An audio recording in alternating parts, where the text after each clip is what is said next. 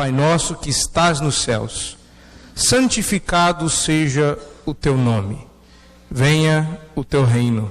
Faça-se a tua vontade, assim na terra como no céu. Vamos orar. Deus amado, estamos aqui reunidos para aprender da tua palavra e sermos por ela encorajados, exortados, consolados, mas também, ó Deus, dirigidos. Ensina-nos a orar de maneira que agrademos o teu coração.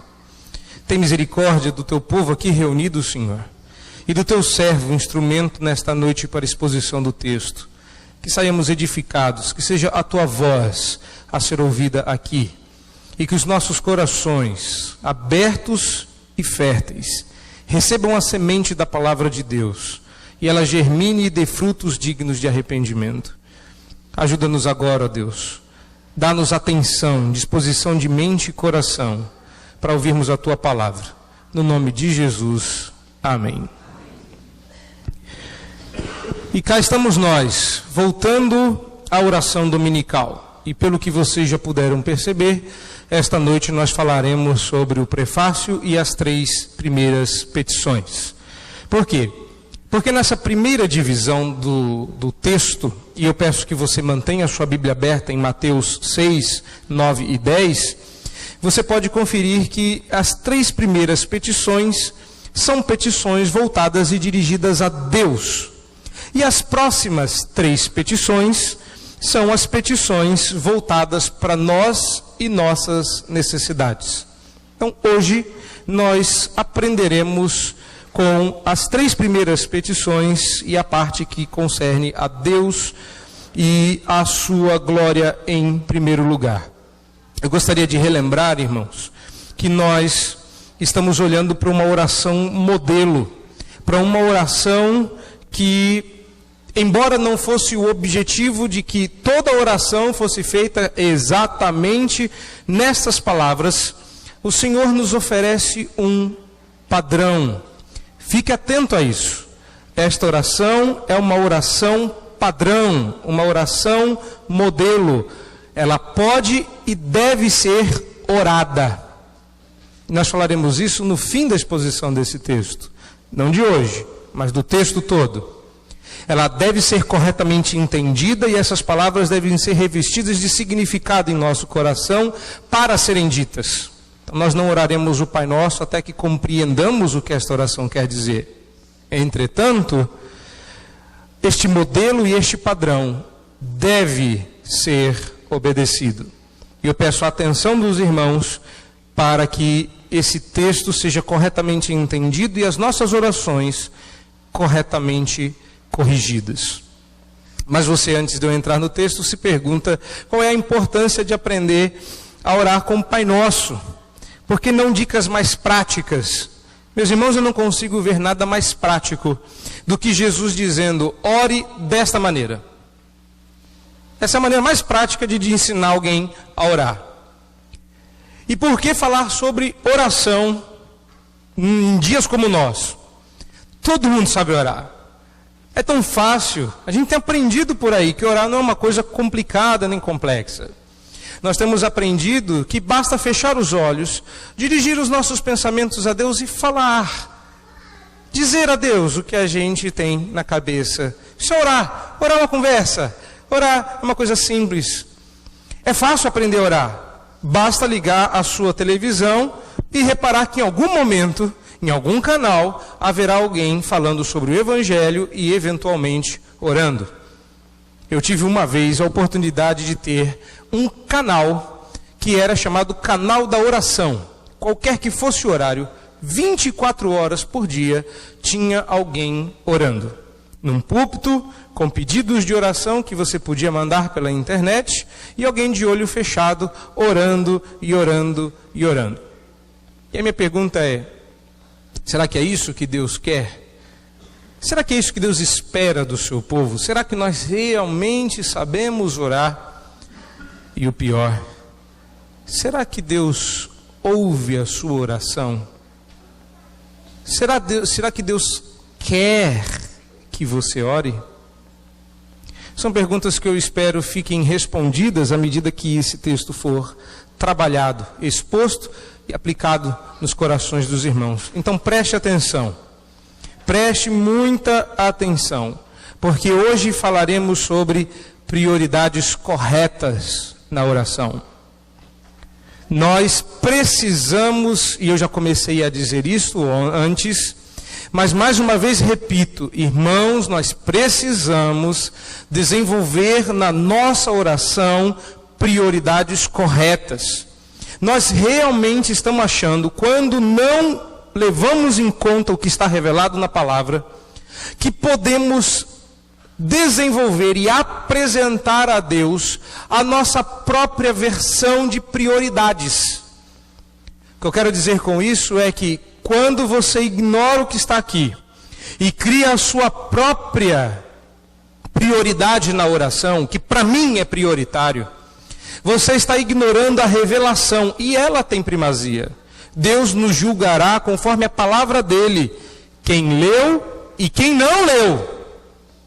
Porque os atributos de Deus são perceptíveis desde a criação do mundo.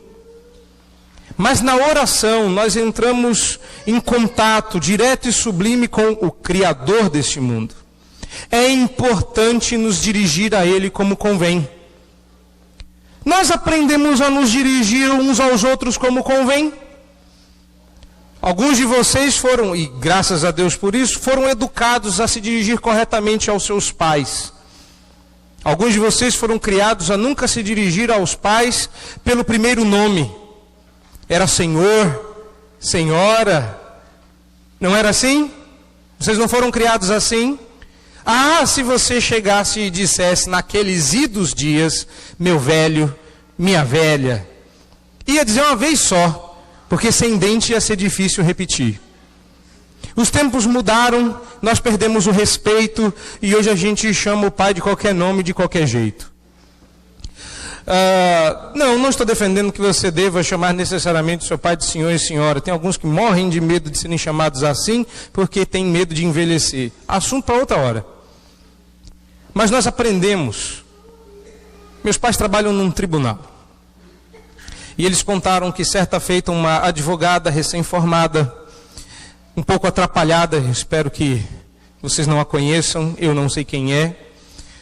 E ela estava encarando o seu primeiro tribunal, e eles têm sessão. Então tudo aquilo que a gente vê em filme, só que em escala bem menor, existe.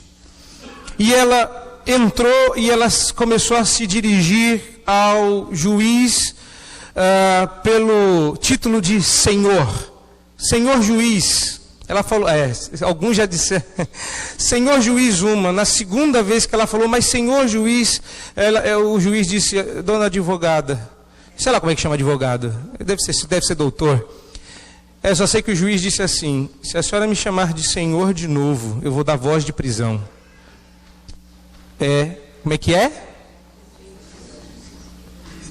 Meritíssimo.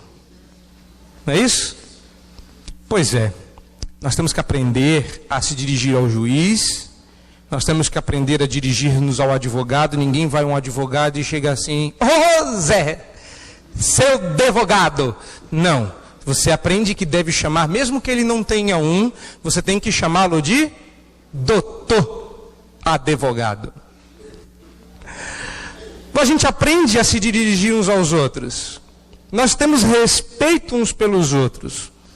Mas a nossa oração desenvolveu não só prioridades, mas falta de respeito tal, que nós andamos nos dirigindo a Deus e vendo outros evangélicos se dirigir a Deus de modo tão desrespeitoso, que no dia que o santo e justo juiz assentado no trono dele, e nós lá achando que naquele momento o Senhor vai se comportar como se comportou até aquele dia. E repare que os salmos já nos advertiam disto. Um deles diz, você fez isso, você fez aquilo, você falou dessa forma, você agiu daquela outra. Pensavas que eu era teu igual. Vai chegar um momento em que as pessoas acostumadas a se dirigir a Jesus de qualquer forma e a Deus de qualquer maneira, vão se ver diante do Cordeiro e vão se dirigir a Ele da mesma forma. Eu fico imaginando, eu e meus pecados, como será aquele momento vergonhoso, vexatório, em que as pessoas se aproximarão do Cordeiro e vão: paizinho, o cara lá de cima. E tal como aquele juiz, ele advertirá: meu nome é santo.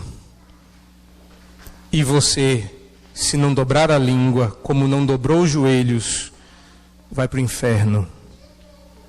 É importante que você aprenda desde já com quem você está falando. É importante. Com quem você fala quando ora. Vocês devem ter pensado naquela piadinha do camarada que entregou a prova em branco para o professor substituto. E ele falou: rapaz, volte aqui. Ele: volte aqui nada, o senhor sabe com quem o senhor está falando? Ele falou: não. Ele falou: tchau. A prova está em branco, nada vai pegar. Deus não assina uma prova em branco. Já parou para pensar com quem você está falando quando você fecha os seus olhos e busca Deus em oração? Pois aprenda agora. Porque a primeira coisa que você aprende nesta oração, isso é uma bênção, é que quando você fecha os seus olhos, você está falando com o seu Pai. Nós, em nossa época, perdemos de vistas o caráter maravilhoso, gracioso e extremamente familiar, que é se dirigir a Deus como Pai. Infelizmente, os evangélicos modernos têm muita dificuldade de se deleitar com um privilégio de tratar o soberano do universo por Pai, porque perderam a herança que enfatiza a transcendência, a grandeza, a majestade, a distância de quem Deus é. O Deus do século 21 é um Deus pequeno e próximo. Um Deus que a gente bate no ombro e chama de parceiro. Um Deus que a gente convida para entrar no banheiro enquanto a gente se barbeia, para que Ele se sente no nosso vaso sanitário. Está achando isso estranho? Da onde que eu tirei isso? De um livro, de um pastor que fala sobre intimidade com Deus. Autor que vocês já podem ter até lido. Tomem cuidado. E a intimidade do Senhor é para aqueles que o temem, já dizia Provérbios. Você vai entrar na presença do seu Pai. Que bom, que delícia, que bênção. Não se esqueça de que antes de Jesus, nunca na história, alguém havia se referido a Deus por Pai. Isto é inédito e para os ouvintes de Jesus até inacreditável. Jesus, quem é esse homem que está nos dando liberdade de nos dirigir ao Deus do universo como Pai? Vós orareis assim: Pai nosso. Eu parei no Pai, nem reparei no nosso. Como assim? Pai? Chamá-lo de Deus, de Altíssimo, de Rei, de Soberano, Juiz, grande legislador, até vai. Mas Pai, irmãos, pensem por alguns poucos instantes quem vocês estão chamando de Pai. A própria oração indica que estás nos céus. Deus não se moveu 1 milímetro para criar o mundo. Do alto e sublime trono de onde reinava desde sempre, e sem necessidade disso, Ele disse: haja luz, e houve luz. Ele não fez força. Aliás, nem quando encarnado Ele fazia a força para exercer o seu poder. Que o diga a mulher do sangramento, que tocou em suas vestes E ele para e disse: de mim? Gente, de mim saiu poder. Este Deus homem, não era um homem qualquer, esse Deus homem, diz: vocês agora têm a minha permissão, porque eu sou o filho, o representante, o embaixador do Deus Altíssimo, pois o Deus transcendente, grandioso, majestoso, vocês perderam de vista que Ele é o Pai. Então eu vou ensinar: orem como Pai. O Deus que não se mexeu, não se moveu, falou simples e suavemente: haja e ouve. Desce à terra, junta um pouquinho de barro com água, mistura até a massa ficar homogênea, parece receita de bolo. Ele forma delicada, mas carinhosamente, firme, como um artista de obra de arte que nunca se viu reproduzida até hoje. Levanta a sua escultura, olha bem nos seus olhos cegos e distantes e sopra narinas adentro vida.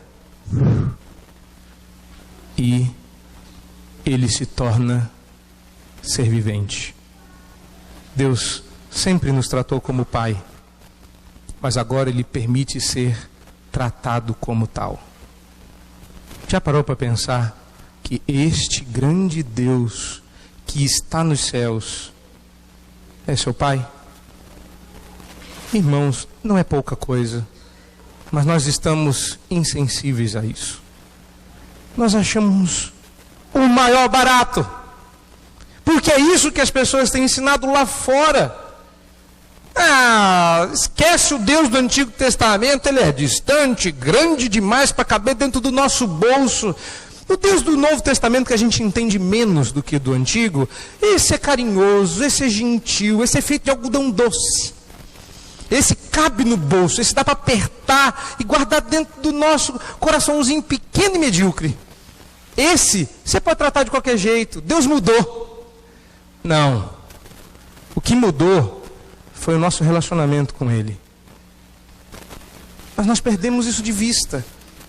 O Deus eterno e grande, que está no céu, é seu Pai. Então duas coisas se depreendem daqui.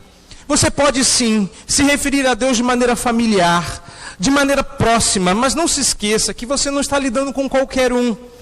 Não se esqueça que há um limite. Você está se dirigindo ao Deus que está nos céus, que quer ser tratado como Pai, mas não abriu mão da sua glória e majestade, que não abriu mão da sua onisciência, nem do seu poder para se relacionar conosco. Muito embora haja muitos, mas muitos e muitos pastores que peguem a mídia e se valham dela para dizer: Deus abriu mão das suas prerrogativas divinas porque Ele quer se relacionar conosco. Mentira! Não é isso que Jesus está ensinando. Ele está dizendo que o Deus que não abriu mão da sua glória, porque a glória dele diz: não darei a outrem, abre as mãos e diz: vem, filho. Não se esqueça que o seu Pai está nos céus. Tem que dosar melhor, calibrar melhor a nossa oração. Não é só meu paizinho. É pai? É pai. E que bênção que é dizer que é pai. Muita mesmo. Mas o nosso Pai está nos céus. Ele quer, merece e terá sempre o respeito dos seus filhos. Bom, isso significa que quem se dirige a Deus de maneira desrespeitosa tem que começar a se perguntar se é filho de Deus. Eu não consigo me dirigir aos meus pais de qualquer forma. Você consegue? Eu não vou nem perguntar, porque sempre vai haver um que vai levantar, mas eu consigo, quer ver? Ô meu velho. Não, tome cuidado com isso. Eu não quero ouvir seu desrespeito, sua rebeldia, sua falta de pudor, de educação. Ok, seu pai, a quem você zomba quando não trata com respeito, ele é fraco, limitado, Pode ter poder, mas não é onipotente. E esse não. Trate-o com desrespeito. Experimente fazê-lo. E no dia final você vai fazer pela última vez. Bom, esta é a oração que o Senhor Jesus vai nos ensinar.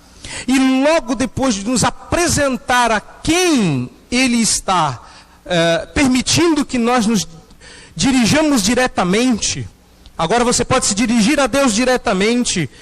Ele nos apresenta 3 prioridades na oração. Quando você for se dirigir a este Deus, que tem todo o poder, mas quer ser procurado como Pai, você vai poder pedir. Oba! É tudo que a gente quer. Às vezes a gente quer uma oportunidade para pedir. A gente luta por uma audiência para pedir. Eu só queria uma oportunidade para pedir. Que eu diga aquela viúva insistente, aquele juiz iníquo. Eu só queria uma oportunidade para pedir. E Deus está nos permitindo isso. Jesus está nos ensinando, você tem oportunidade para pedir, desde que as suas prioridades estejam corretas. Ok? Então, como eu demonstro que tenho prioridades corretas na oração? Eu quero lembrar, antes de entrar nessas 3 prioridades, e você já vai se preparando para elas, que as 3 prioridades corretas na oração são prioridades para a nossa vida também. Que você tem priorizado, meu irmão, minha irmã, e seja lá o que você seja sentado aqui esta noite. Não, eu não estou me iludindo, nem todos que estão sentados aqui são meus irmãos e minhas irmãs. Olha em volta, nem todo mundo aí é irmão e irmã. Eu não estou falando de você não, visitante. Tem visitante que é irmão. A minha pergunta é, qual é a sua prioridade? Porque é nela que a gente vai ver nossa irmandade. Não é assim? É assim na vida, vai ser assim aqui na vida espiritual também. Quando você sai daqui e você encontra alguém que torce para o seu time, as prioridades fazem com que vocês se igualem. Nunca vou me esquecer que essa pode ser uma ilustração fraca, mas para mim fala muito, porque eu quase morri. Por causa dessa... Eu nunca fui um grande torcedor, mas afeito a um dos times de São Paulo, inclusive que leva esse nobre nome, eu carregava meu material escolar e no que segurava meus livros havia um emblema do time que oficialmente eu torcia. Se me perguntarem até hoje qual é a escalação, eu não sei. Eu mal decorei a escalação dos 12 que jogaram no time de Jesus. Bom, entramos no ônibus e tinha acabado o jogo de Corinthians e algum outro time. Eu só sei que naquele ônibus só entrou o time do Corinthians. Eu escondi o emblema debaixo do braço, torcendo para que ninguém esbarrasse e descobrisse a minha identidade secreta. Eu sabia que o colega que estava comigo, segurando no mastro e me ajudando a não cair, também torcia para o meu time. Mas eu, na minha ingenuidade, na minha pouca experiência, esqueci disso. E perguntei olha que cena, meus irmãos, isso aconteceu. Perguntei para ele qual era o time dele. E ele falou, como assim qual é o meu time? Esqueceu que eu sou corintiano? Eu fiz aquela cara de ué. O povo em volta, você é corintiano? Corinthians! E aquele negócio, o ônibus bombando. E eu falando, Senhor, protege o teu servo. Prioridade. O foco, o alvo para o qual a gente olha, nos une. Ele falou, minha prioridade é Corinthians. Corinthians, gente, Corinthians. Olha só que coisa bacana, não é? Qual é a sua prioridade? Se ela for essa, nós vamos... A sua prioridade também é essa? Puxa, que boa! E nós vamos orar juntos, isso nos une. Muito mais do que os laços de uma denominação. Muito mais do que os laços da membresia de uma igreja. O que nos une é a prioridade no que Cristo Jesus prioriza na oração. Então, como você demonstra que tem prioridades corretas na oração e na vida. Quando você ora essas 3 orações. Primeiro, a oração do filho. Como é a oração do filho? Primeira petição: santificado seja o teu nome. Sabe o nome do seu pai? O filho tem que saber o nome do pai. Esse filho sabe quem é o seu pai. E sabe que o seu nome é santo. Mas aí vem a dúvida.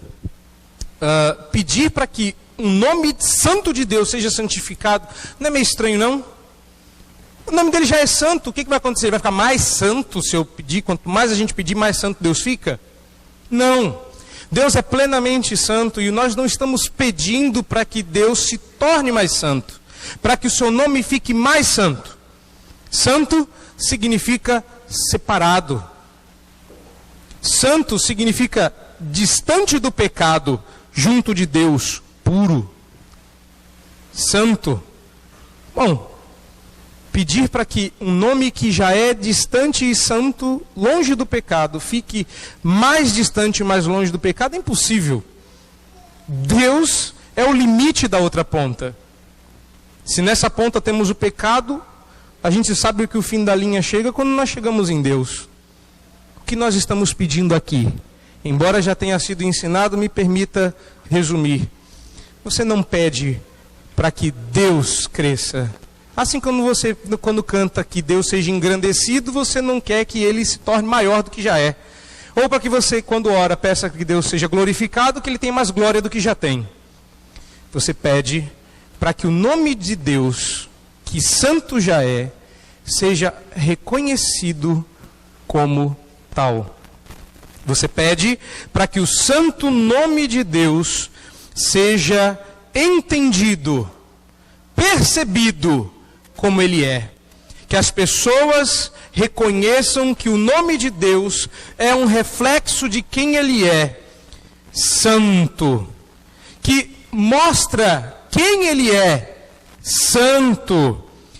Que se revela a todos os homens, santo. O seu Deus é santo. E você ora para que o nome dele seja santificado. E só pode orar a oração do Filho aquele que se compromete com a santidade do nome de Deus. E sabe o que eu vejo? Eu não vejo isso. Eu vejo pessoas comprometidas com a banalização deste nome.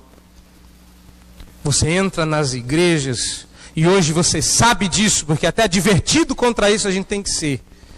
As pessoas entram aqui achando que vão ser esmurradas, chutadas. Morrem de medo de entrar em igreja evangélica. Nós estamos fazendo o nome de Deus santo? Não. Qual é o seu compromisso com a santidade do nome de Deus? Você está pedindo para que o nome de Deus seja santo e você espera que Deus faça isso como? Que Deus chegue e derrame santidade nas ruas e as pessoas catem no chão? Não! Quando você ora, repare, vós orareis assim, você está se comprometendo em ser um instrumento para que as pessoas vejam o santo nome de Deus revelado em você. Leva tu contigo o nome. A partir de agora, você carrega o nome de Deus junto contigo.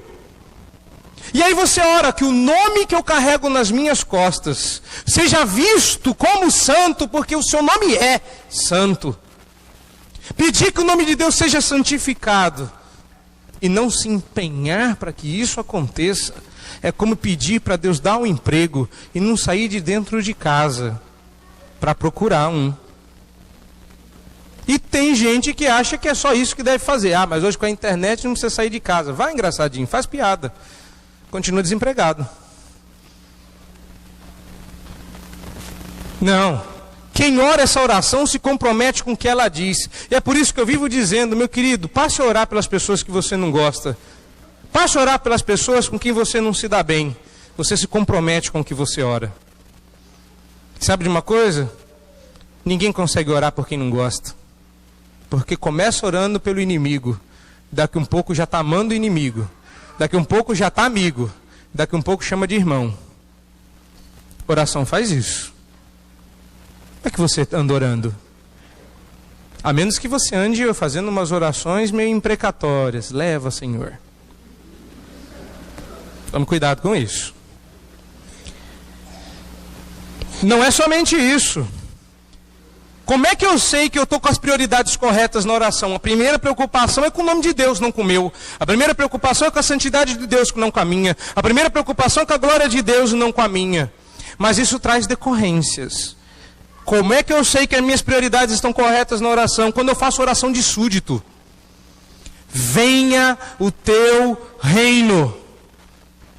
E é tão comum a gente orar com os lábios venha e com o coração espera um pouco. Vem agora não. Ai Deus, deixa eu casar primeiro, depois vem o teu reino. Aí você casa e fala, Senhor, deixa eu primeiro ter filhos, depois vem o teu reino. Aí os filhos crescem e falam, Senhor, deixa eu ver os meus filhos casar, aí vem o teu reino. Aí eles casam e falam, Senhor, deixa eu ver meus netos, aí vem o teu reino. Aí chega uma hora e você fala, Senhor, está doendo tudo, vem o teu reino. E fala, agora não. Agora não vem não. Mas não é assim? Cadê aquele senso de urgência para que o reino de Deus venha? Mas que reino? Será que estamos falando apenas da consumação? De fato, há um quê escatológico aqui. É claro que quando nós oramos venha o teu reino, nós queremos que o reino de Jesus se instale universalmente, isso vai acontecer na sua segunda vinda. Mas você perdeu de foco uma coisa aqui. O cara que ora pelo venha o teu reino, ainda não pediu pelo pão. Não, ele não está pedindo isso. Ele está pedindo outra coisa. Ele está pedindo, Senhor, que o seu reino, o reino que se instala no coração, o reino que é visto através dos súditos, que ele se manifeste, que ele seja visto, que o evangelho se espalhe de modo que o seu reino comece a ser percebido. O reino de Deus é visto nos súditos deste reino. Nós esquecemos disso. A ética do reino de Deus é uma ética diferente desse mundo. O gosto do cidadão do reino dos céus é diferente do cidadão deste mundo. Mas nós almejamos tanto um pedacinho nesse mundo, que nós já esquecemos que somos de outro reino. Você pede para o reino vir, e Deus vai fazer o reino vir. Quando Ele colocar você em provas para que a ética, os valores, a moral e o poder desse reino sejam vistos em você. Peraí, poder? Como assim? A oração poderosa? É isso? É o poder do reino?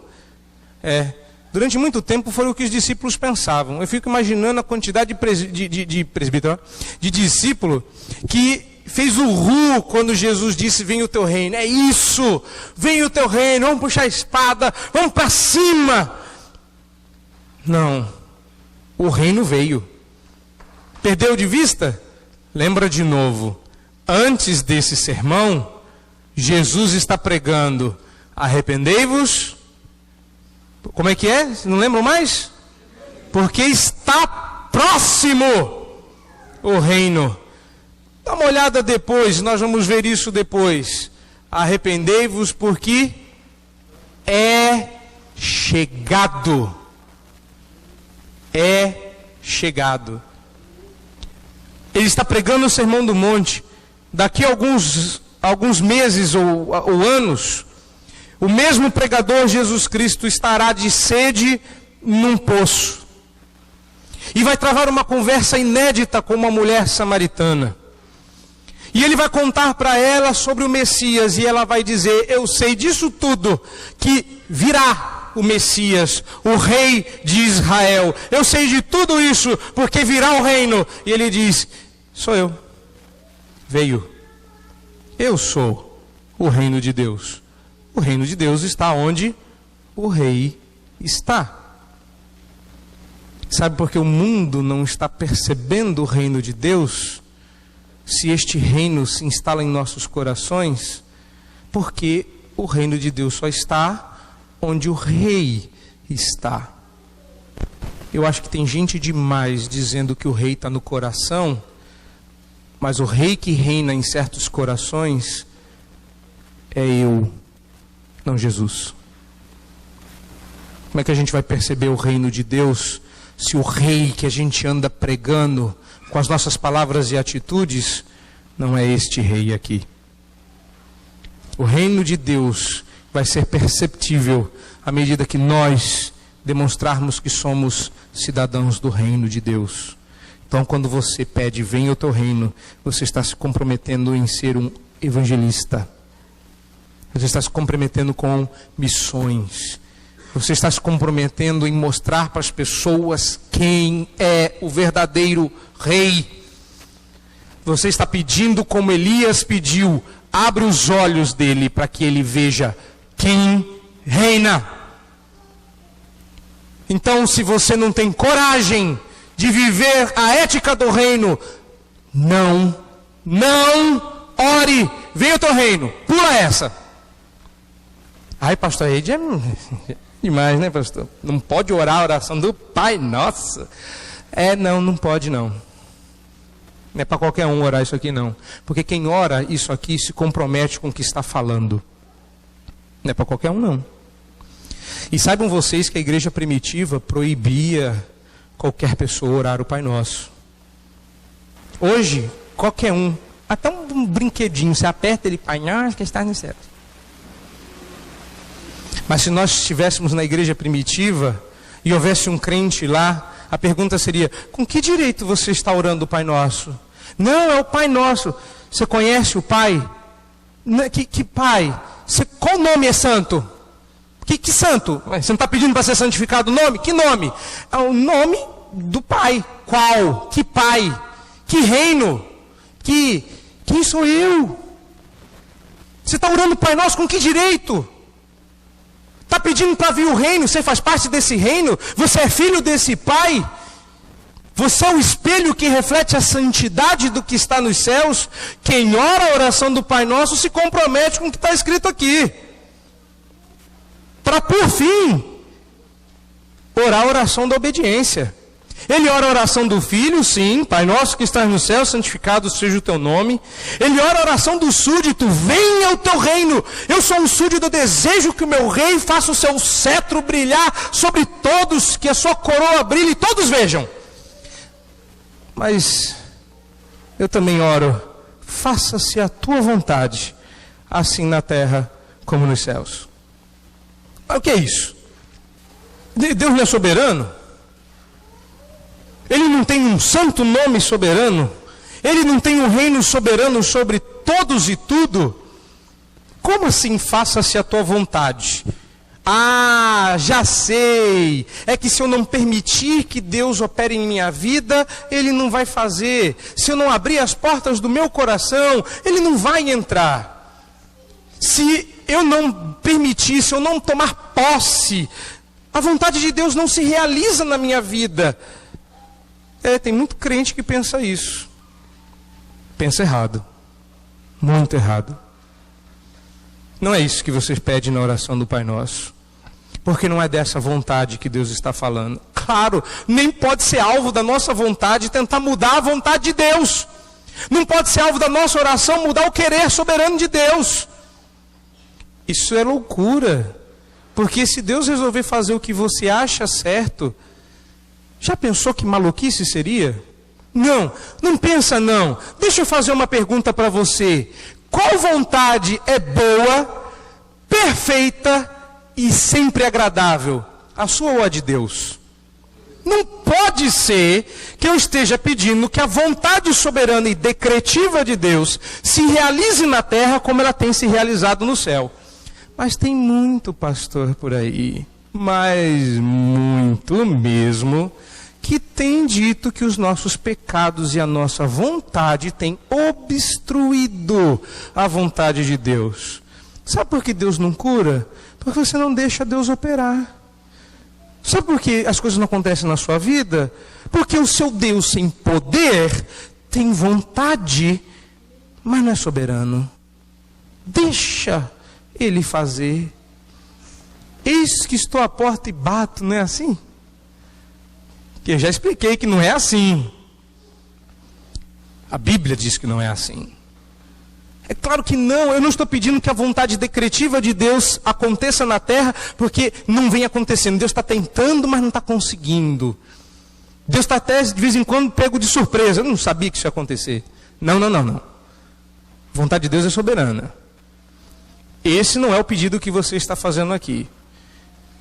Aliás, nem é um pedido, porque santificado, venha e faça-se é imperativo.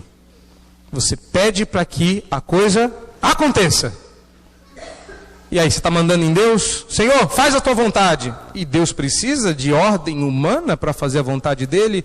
Ok, o que é que estamos pedindo aqui?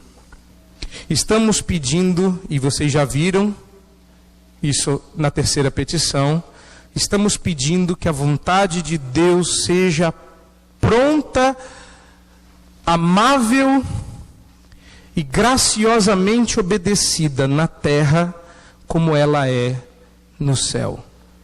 Estamos falando de vontade revelada. E tem muito crente, esses não são esses que estão lá fora não, esses são os nossos mesmo, que insistem na técnica quase milenar, mas misteriosa, do radar espiritual da ponta do dedo. Eu explico como funciona, é uma técnica complicadíssima. Você ora, eu não sei se fica com o dedo para cima ou para baixo, mas de alguma forma você está orando para que Deus se revele na ponta do seu dedo. Porque você vai folhear a Bíblia de olhos fechados, pedindo para o Senhor falar com você. Qual é a tua vontade, Senhor? O que o Senhor quer para a minha vida? Eu não sei. Revela, Senhor, fala comigo. Oh, falou. Aí você lê o versículo. Não é assim que a gente faz? Você é tão bom, não é? Eu queria saber qual é a tua vontade. Aí você joga a Bíblia abre. Olha, Deus falou comigo. Tem outros que não precisam disso, evoluíram, não usam papel, tem contato direto. Qual é a tua vontade? Sim, só um minuto, está chegando. Tudo isso você vê aí fora. Gente, se fosse tão fácil assim, deixa eu fazer uma perguntinha muito simples. Por que é que Jesus nos ensinaria a orar pedindo para que a vontade dele fosse feita? Bastaria fechar os olhos e esperar a vontade dele aparecer na sua vida, sei lá como. Bastaria que você arrastasse o dedo pela Bíblia até achar a vontade. Não é isso. Essa oração é pecaminosa. Você anda perguntando para Deus em oração qual é a sua vontade. Está errado. Abra a Bíblia e vai conhecer a vontade de Deus. Na oração a gente não pede perguntando qual é a vontade. Revela a sua vontade. Deus já fez. Na Bíblia. Na oração a gente pede: Senhor, faz a tua vontade. O Senhor já revelou qual é. Está escrita qual é. Que seja feita. E enquanto você for rebelde, desobediente, descompromissado, você está proibido de orar essa oração. Eu tenho que confessar a minha vergonha. Eu não falo para vocês como alguém melhor do que vocês. Eu não falo para ninguém como alguém melhor do que vocês. Quantas vezes eu estive impedido de pedir que Deus faça a vontade dele, porque eu estava fora dela. E aí? O que você faz? Desiste? Não. Apruma a vida. Conhece a vontade. Obedece. E fala: Senhor, faz a tua vontade. Faz com que a gente seja pronto a obedecer, igual os seus anjos são. Não questionam suas ordens, se deleitam na sua vontade. Mas ao contrário disso, muitos, quando vem a vontade de Deus revelada, dizem: eu não quero obedecer. Eu não quero fazer isso. Isso não é o melhor para a minha vida. Esquece. Para de orar. Porque se você desejar orar: Senhor, faz a tua vontade, não se esqueça de que você é o camarada, você é a moça que vai fazer esta vontade. Você está pedindo para que Deus faça com que você obedeça. E mais, você quer olhar em volta e ver mais gente obedecendo. Você acha que você é um estímulo para os obedientes, para os que querem ser santos e obedecer a palavra, quando você zomba da cara deles? Quando você não obedece junto com eles? Não, você é uma pedra de tropeço. Se vamos orar esta oração, vamos pedir que a vontade revelada encontre lugar no coração de cada um. É a oração da obediência. O reinado soberano de Deus, petição anterior, é vista na obediência da vontade soberana do Senhor.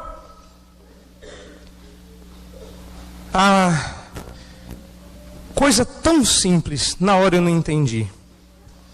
Mas foi começar a tentar viver que foi ficando mais claro. Pastor Paul Washer, que esteve há 2 semanas no Brasil, contou que certa feita ele entrava numa sala do seminário e pegou, agora não lembro se um dos seus professores, ou o seu mentor, ou um de seus colegas, sentado em uma mesa orando. E ele chorava, de olhos fechados, batendo na mesa, esmurrando a mesa, e repetia: eu odeio o pecado, eu odeio o pecado, eu odeio o pecado. Isso é uma outra forma de dizer: faça-se a tua vontade. E foi o que Jesus fez. Ele orou essa oração que era para nós. Ele disse: Senhor, eu queria escapar, se for possível, passa o cálice, contudo, faça-se a tua vontade. Não era nada desconhecido para Jesus. Ele sabia. Antes de entrar em Jerusalém, ele avisou: nós estamos indo para lá porque eu vou morrer.